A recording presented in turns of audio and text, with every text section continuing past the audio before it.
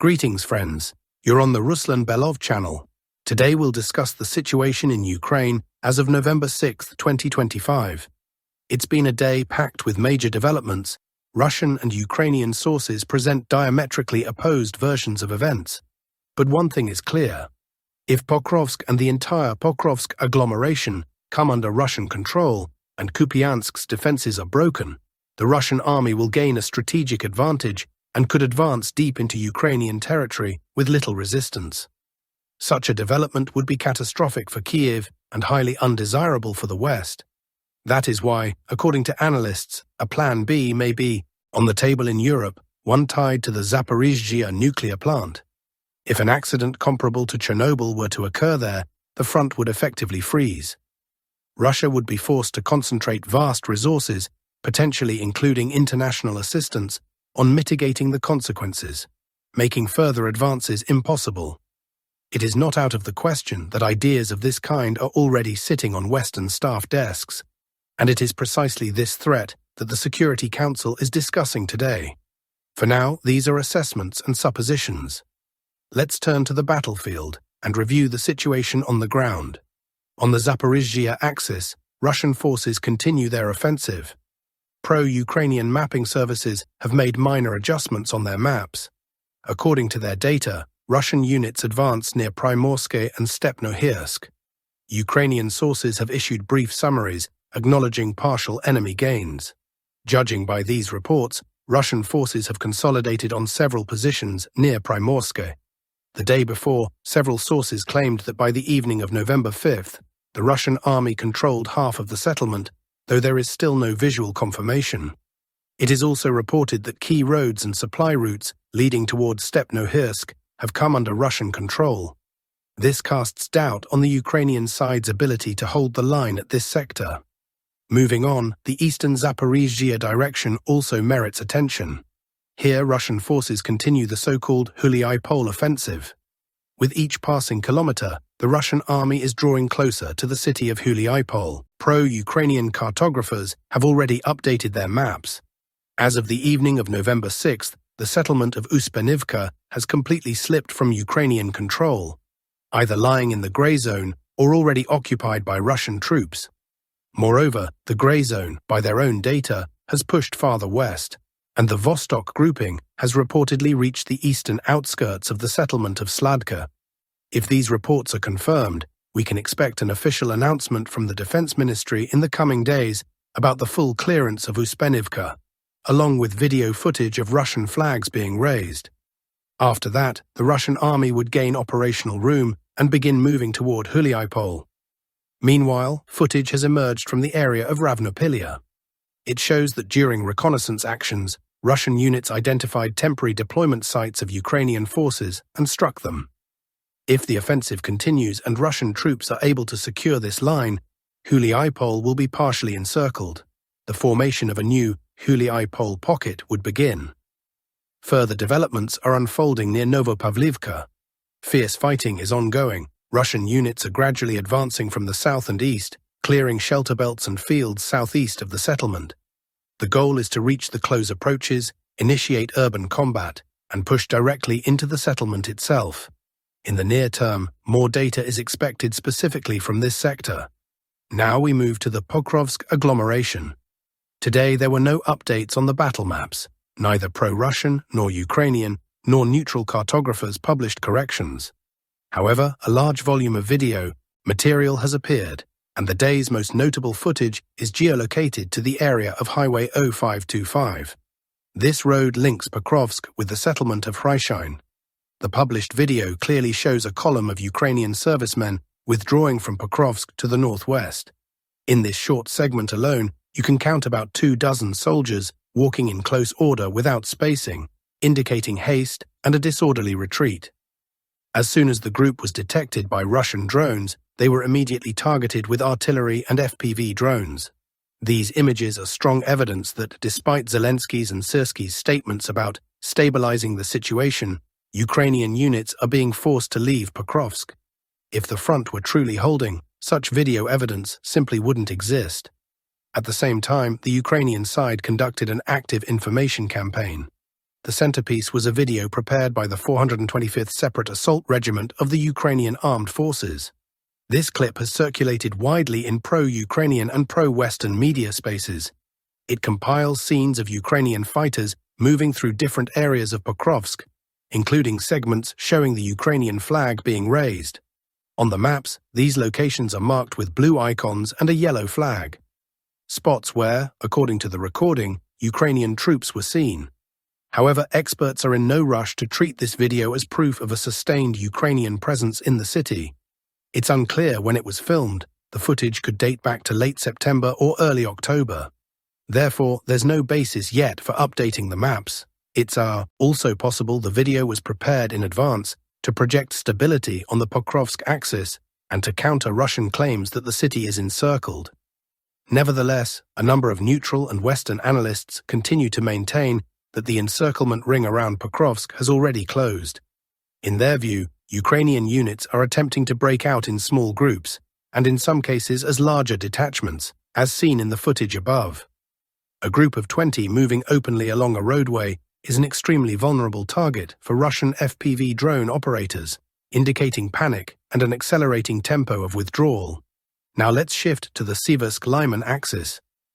Reports indicate that local authorities have decided to suspend rail service to Sloviansk and Kramatorsk. Trains now run only to the nearest stations, several dozen kilometers away, after which passengers are transferred to buses. This suggests that Sloviansk, Kramatorsk and Druzhkivka are preparing for defense, and that large-scale hostilities are expected there, likely in 2026. On the Lyman sector itself, there are virtually no changes. The Russian army appears to have temporarily paused active operations, possibly regrouping and seeking reserves for a decisive push towards Siversk and Lyman. Pro-Russian sources report that Russian units have already reached the southern approaches to Siversk and are close up to Lyman. According to these accounts, drones are actively being used to locate Ukrainian positions and deliver precision strikes to wear down the enemy. The Ukrainian side is reportedly facing serious difficulties replenishing manpower and delivering ammunition. Both cities have effectively become isolated strongpoints. Slightly to the north, in the areas of Yarova, Novoselivka and Drobyshov, there are reports of Russian advances and the occupation of positions along the railway line. There is no confirmation yet of fighting inside Yarova itself, but the offensive is developing toward the Sviatohersk forest, a key bridgehead through which supply routes previously ran to Ukrainian garrisons in Drobyshov and Lyman. These routes have now been almost completely severed. On the Kupiansk axis, there are also no changes. Russia's defense ministry stated that the Ukrainian army made several attempts to break through at river crossings, but all failed. The released footage shows the aftermath: burned-out equipment and shattered columns, while the crossings themselves remain intact. Ukrainian units were unable to escape encirclement. The number of such video confirmations is increasing, indicating the stability of Russian positions. The Ukrainian garrison trapped in pockets is gradually shrinking, and the chances of a breakout are diminishing. Counterattacks are being attempted, but the Ukrainian side has reported no successes, which may indicate that all operations conducted over the past day failed. On the Volchansk axis, the Russian army continues clearing operations inside the city. Fighting is gradually shifting beyond its limits toward the nearby settlement of Volchi. Several cartographers have already made minor map adjustments reflecting the advance of Russian units. The overall picture indicates that within the next few weeks, Volchansk will most likely come fully under the control of the armed forces of the Russian Federation. Ukraine's ability to stabilize the situation here is rapidly diminishing. Meanwhile, the Ukrainian military command is complaining about intensified Russian strikes on the country's railway infrastructure. Train service to areas of the Donetsk People's Republic still under Kiev's control has been severed. How did Russia achieve this result, and what effect are these strikes already having, and will continue to have, on the situation in the Special Military Operations Zone? Ukraine's state railway company, Ukrzaliznytsia, has announced a complete halt of train service to settlements in the DPR that remain under Ukrainian control. Trains no longer run to Sloviansk and Kramatorsk. The Kyiv-appointed head of the Donetsk Regional Military Administration, Vadim Filashkin, stated that the decision was made for security reasons. For now, train routes end in Barvinkov, a town in the Izium district of Kharkiv region. However, the Kharkiv area is also unstable. The regional military administration chief, Oleg Sinihubov, confirmed that rail infrastructure in the Lozova district has been damaged. Russian strikes on Ukraine's railways have taken on a systematic nature in recent weeks.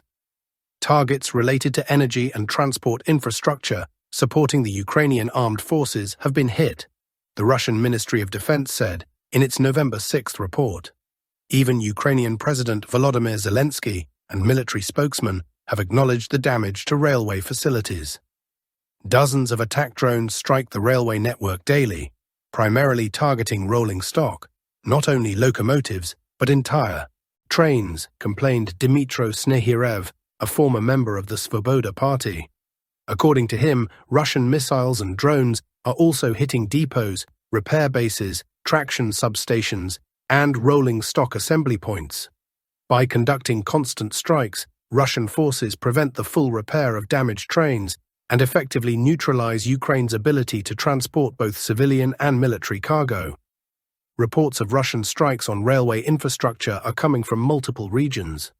In the Dnipropetrovsk region, the Zaporizhzhia Dnipro-Dzerzhinsk station has been damaged, with power supplies knocked out.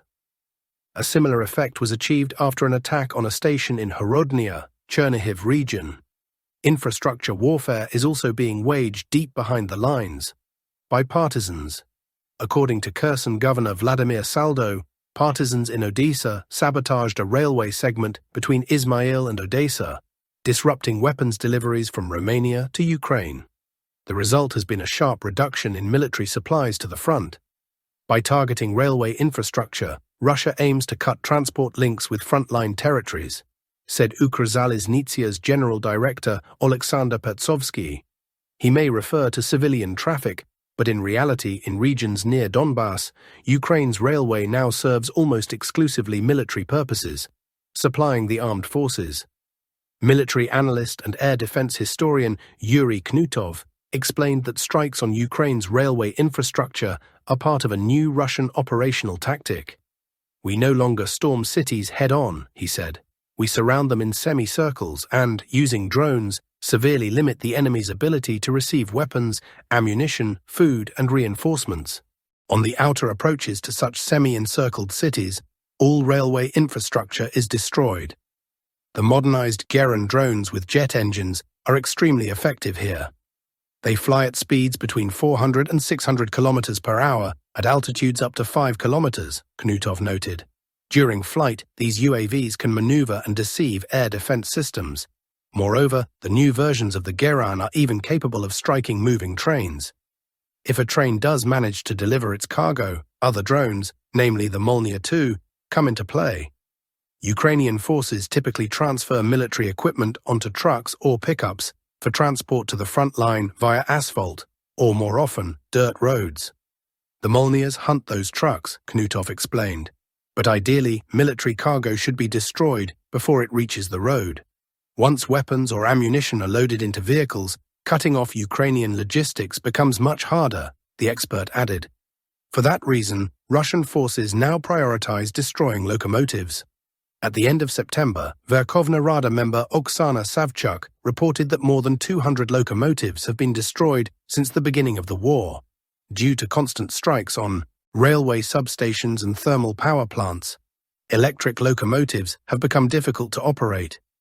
Ukraine increasingly relies on diesel and occasionally even steam locomotives. Yevgeny Kulikov, chairman of the Interregional Railway Workers' Union of Russia, explained that the steam engines date back to the Soviet era, when a reserve fleet was preserved for use in case of nuclear war. Reserve locomotives were stored at special sites in the Sumy and Zaporizhzhia regions. They were occasionally maintained, repainted, lubricated, and fired up to keep them in working order. However, after Ukraine gained independence, most of those steam locomotives were sold to China for scrap.